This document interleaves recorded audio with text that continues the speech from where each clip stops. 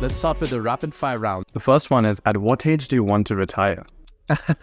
Hopefully as late as it gets. So I don't know, 70, 80, maybe 90. How long does it take you to get ready in the mornings? Half an hour maybe? Most embarrassing moment of your life? Ooh, I don't remember. Favorite color? Green. What time of day are you most inspired? In the morning. How many hours of sleep can you survive on? On average, I need 6. Fill in the blank. An upcoming technology trend is blank. Well, artificial intelligence. The city in which the best kiss of your life happened. Well, my hometown, of course. Pick one, Mark Zuckerberg or Elon Musk. Neither. The biggest mistake of your career. Well, I'm very happy in my career, actually. How do you relax? Running. How many cups of coffee do you drink per day? On average, 5-ish or so. A habit of yours that you hate. Well, when I'm nervous, I'm playing around with my fingers. The most valuable skill you've learned in life. Enjoying to work with human beings. Your favorite Netflix show. I don't watch Netflix. Are you an early riser or a night owl? Rather early. One word description of your leadership style. Very trustful. Top priority in your daily schedule. Communication with my people. Ideal vacation spot. Ooh,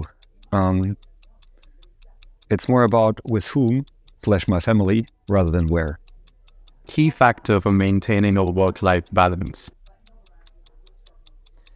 Stitching it together. It's more a blending than a balance. Memorable career milestone. Having founded Flix. A recent business innovation that caught your attention.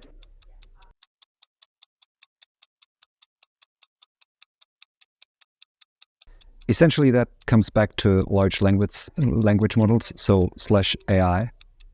The last song you've been listening to. Oh my God. I don't know. It was today in the morning in the cab. I don't know. The follow-up question is, can you hum it for us? No, not really. And if so, you wouldn't want to. Okay, the last movie that you saw that had a good impression on you? The last movie I saw was the Paw Patrol movie together with my son.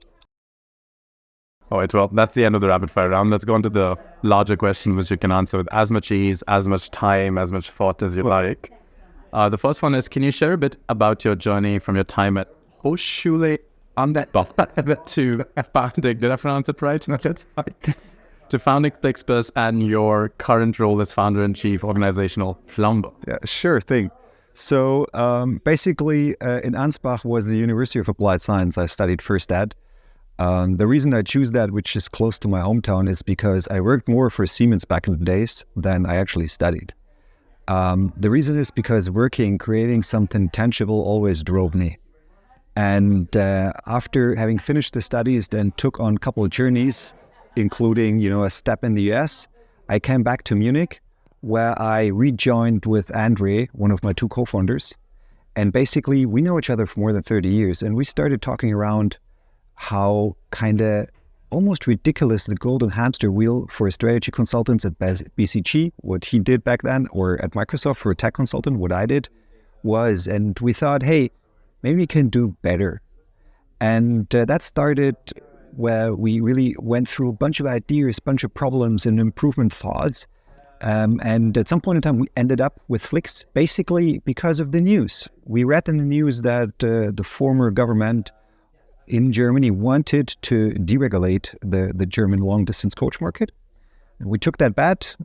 We 3 of us co-founded Flix, and essentially it became true. The market opened up, And we started with our partnership model, with bringing our mid-size bus partners together on a very tech-driven platform, and therefore, started the core of what meanwhile is around in 42 countries.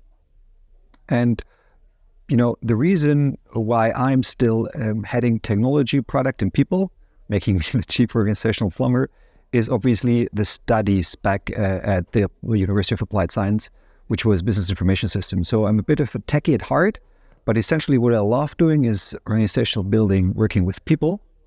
And, that means you basically plumb all the obstacles and everything which kind of like are in the way of the Flixies to do great stuff, to deliver great customer value. And I think that's not only true for me, I just made it explicit with that funny term. It's true for every leader. As a leader, you really take care about whatever can't be solved by the people. And that means on a daily basis, you have to plumb quite a bit to keep the machine running. So what are the key pivotal plumbing moments that have tested your resolve in your time at FlixBus? So first, you really tend to work with, bunch of interns and juniors, not only because they're cheap, but also because you get them quickly. But apparently it's hard that they take full accountability because they have barely as much experience as you have yourself. So I'd rather really look for a more experienced leader and quicker, if I do it a second time, hire, experience in general. Because if you do that and you hire particularly people for certain tasks which are better than yourself, it's way easier to start delegating properly. And delegating is one of the key elements I'd mention. If you then flip the coin towards technology, I think in the beginning we were a bit hesitant to take proper invest. So it took us too long to build up our internal tech team. We rather relied on external resources. And, for all the core services of each business, you better do it yourself and do not rely on externals. And, we had to clean up afterwards. So these were two, large learnings which I had to plumb afterwards.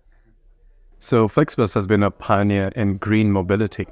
What inspired you to focus on making travel more sustainable? Was it in the government thing as well? And what challenges did you face in implementing this vision? The truth is, initially, we wanted to really bring smart and green mobility, so sustainable and affordable mobility to all people. Because we thought, individual traffic is expensive. Some other alternatives like governmental train services are expensive. So that was what drove us. And, very quickly after, there were studies from the German government that per head per passenger, the carbon dioxide footprint is even better with buses than it used to be with trains. And we were a bit surprised back then, but we took that. And obviously, Flix is very good in bringing economical sense and ecological sense together. Obviously, we need a high load factor. So many people on our buses to really are successful from a commercial point of view in an economical sense. But that also leads to many people sharing the same mode of transportation, which reduces, obviously, the carbon footprint per head. And essentially, when that turned out to be true and we realized, we kind of tried to really just scale that. And with the scale, obviously, the responsibility grows. And that means we obviously not only do what we did good in the past with the most modern combustion engines, but we also started with our ESG report to really think about how in the next 10 to 15 years, we can convert in Europe our fleet to even a more sustainable EV-powered kind of thing, because we believe this is what is important. And as a good member of the transportation community and a successful company, we have to take that responsibility. So what do you think about all the flight cuts that different European nations are implementing for the green buckets? I believe if the infrastructure is there, and I think France is a good example, if you have a high-speed train or a certain bus connection which is reliable and in a good shape, then obviously it doesn't make sense to have short-haul flights.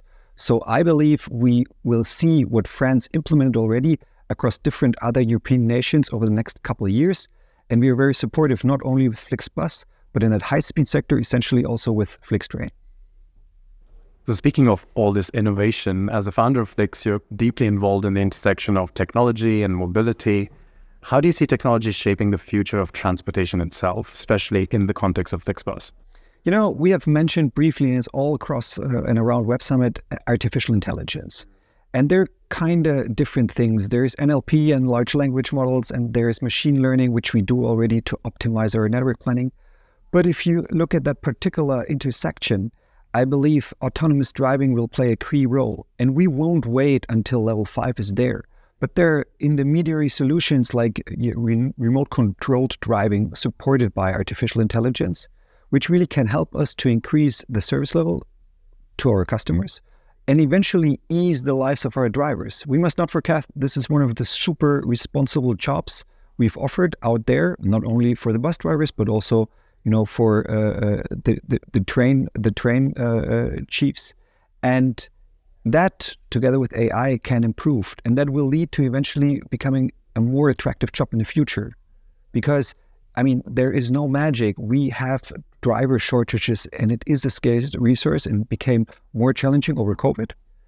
We try to fight against that, offering an attractive job itself. But I believe with these kind of technologies, eventually, getting up at home, having a coffee with your family and doing a remote control, bus stop to highway session, and then eventually on the highway, even at some point, which is a contained system, it can be fully remote and fully autonomous, and then another driver can pick it up, and you don't have to always sleep out of home and things like that, which eventually really will upgrade the job quite a bit, and hopefully leads to attract more future bus drivers and train chiefs. Are there any issues around safety that have been raised in this instance? Well, I believe you have to always put safety first. We're a transportation company, and we move people from A to B. And we do that not only sustainable and affordable, but obviously safety first. That means you can try out these technologies, without customers yet in a contained system. But before it has been rolled out, there's a regulatory and there's safety, which have to be compliant 100% before you really move customers or even put drivers at risk. So being the chief organizational plumber still sounds very intriguing. Can you share a lesson learned from a leadership decision that didn't go as planned? And how did you adjust your approach to improve future plumbing strategies? So basically, if I remember the leadership decisions which didn't go as planned, it's mainly about two things. A, I didn't hear to my gut feeling and to, my personal experience which I couldn't clearly express, but it was rather gut feeling. Or I didn't involve our people enough. So I thought I'm smarter than the rest and just took the decision based on the role. And both of these decisions led to, more plumbing effort, so to say.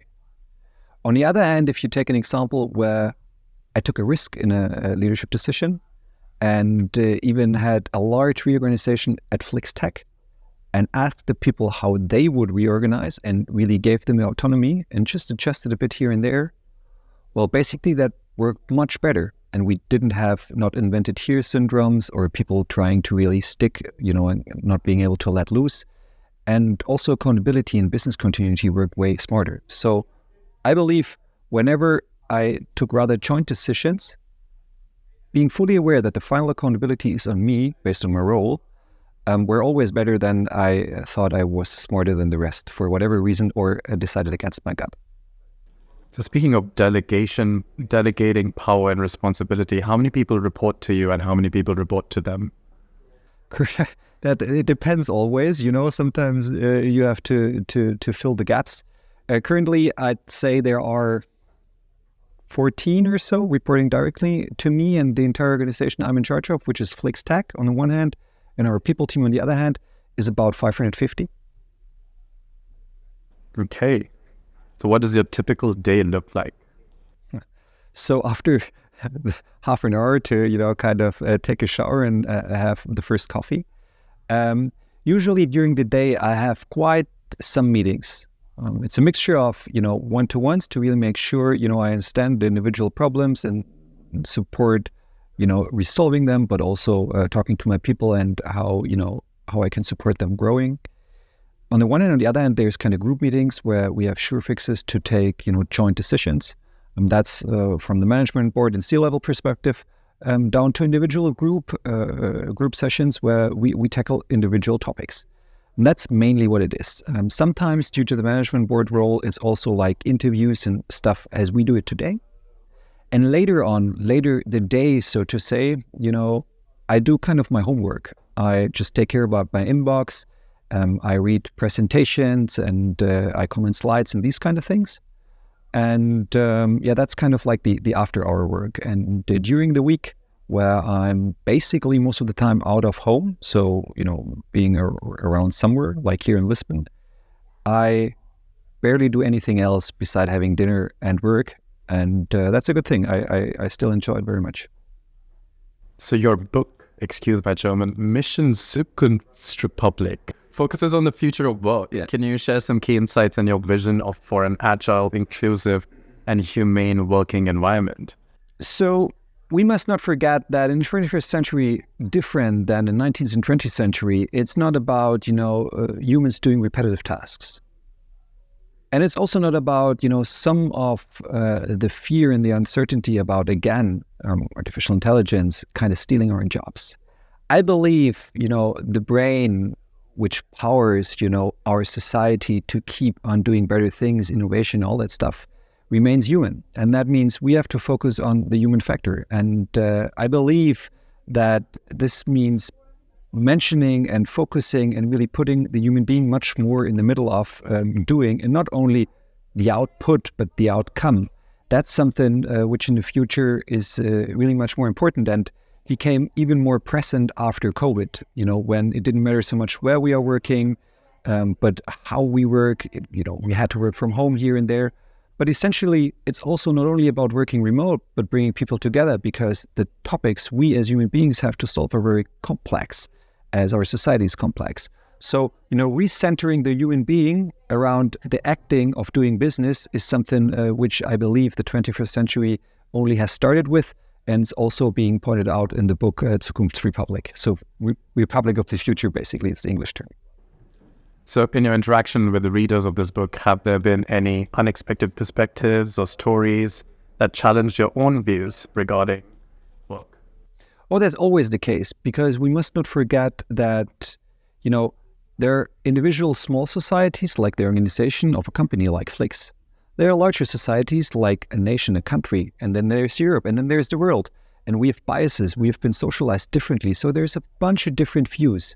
And to really have open and honest discussions about that without any hate or violence, just to make sure what we want to do, to develop our society further and to protect the planet, that's very controversial. And therefore, there were many interactions because many different people have read the book. And I always try to get the feedback, think about that, and then eventually start a discussion with hopefully a good outcome for all of us. Speaking of hate and violence, FlixBus, under your leadership, has taken a strong stand against anti-Semitism. How do you see the role of companies in addressing social issues, and what motivated FlixBus to take this clear stance? In general, Flix is not a political company. We're a company, we're here to provide good services to our customers. But sometimes, unfortunately, things happen which are, so much not to be imagined, whether it's the war in Ukraine, there is some, nature catastrophes, or there was a terror attack of the Hamas, where I believe you have to clearly voice your point of view.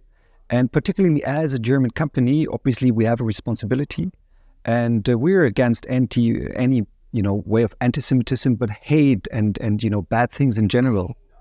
And therefore we had to take that stand as a German company.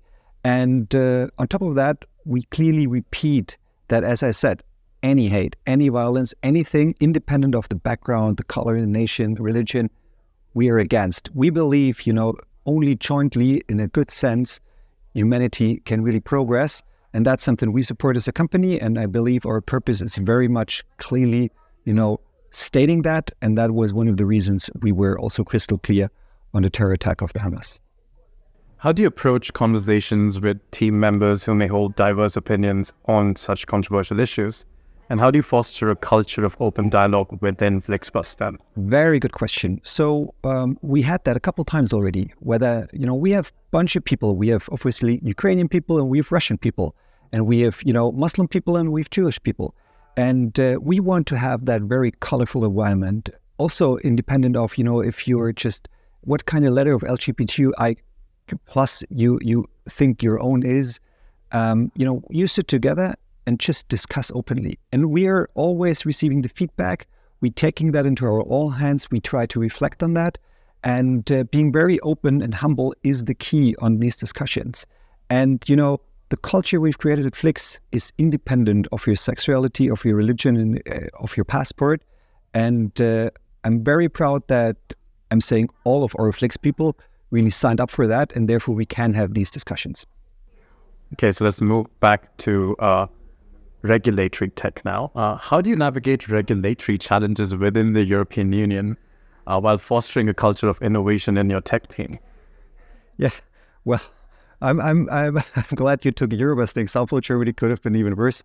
Well, it's an ongoing discussion. There is legacy, and there were reasons in the past why regulators took certain decisions. And obviously, regulatory is there to protect all of us. And protection sometimes means you're a little bit slow in, encountering new things. And also there we take the stand of open discussions, being very transparent and not hiding things. And we start individual discussions with municipalities, with countries also on European level. And I have to admit, the EU in that sense, even though sometimes it's really been bad touched in the news, in that sense is very helpful to make sure we can foster deregulation in a certain sense, if especially it provides better and additional services to our customers, to all of us.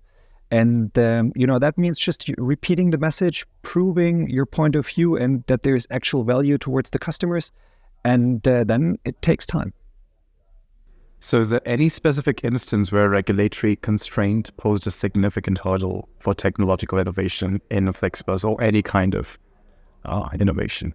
Well, yes and no. I believe we fortunately never had a real burden. For instance, if we talk about artificial intelligence, we started years ago mainly around machine learning, and therefore it was totally, mathematical anonymous data. So I don't have any problem with any AI acts there. We were happy because we were born because of deregulation. I believe, if you look at the German train market, I believe, making the train infrastructure a bit more independent, eventually carving it out of the governmental owned player would make more sense and speed up things in the railway market in Germany, and therefore also support Flix Train, particularly the customers with a better offer and cheaper prices eventually. But outside of that, we were always lucky to having found a way to really put innovation in place and making good things towards our customers. All right, so the last question for you is of a personal kind. What would you be doing in your life if not this? Oh, that's a good question. I'm happy to not have answered that directly because I keep on doing that as long as the company needs me and I believe I can bring value and plumb some things. I guess, as a child, like my little son, by the way, I wanted to become a pilot. And then I really for some time didn't know what I wanted to do in my life. I think I couldn't back then really listen to my gut and explicitly state that entrepreneurship is what I really enjoy and therefore I love what I'm doing.